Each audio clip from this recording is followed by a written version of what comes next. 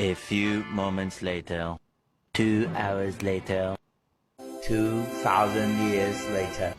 Hey! Anong ginagawa mo? Kanina ka pa busy dyan ah. Heartopia. Guys, I think I found my new favorite game. It's called Heartopia. And hindi sa pagiging OA pero sobrang nagustuhan ko talaga siya. You can style your character however you want.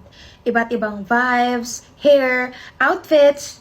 It's like the whole aesthetic. And this is the part I love most. You can style your own house. Pwede mong magawa dito yung dream house mo. And as for me, I like pink. So, ayan na.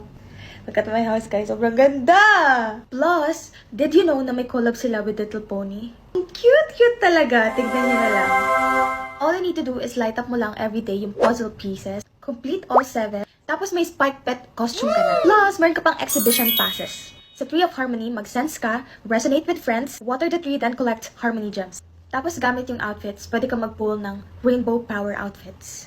May vibes na Twilight Sparkle, Pinkie Pie, and Rainbow Dash. Pag na-collect mo lahat ng 6 rainbow vehicles, ma-unlock mo yung exclusive Harmony Element car. Kaya if I were you, I would try Heartopia. It's really a relaxing game, lalo kapag stress na stress ka na. Super nakakawala siya ng stress, I swear. Plus, may pa-events pa siya lagi. Ano, saan ka pa? Go, try mo na yan!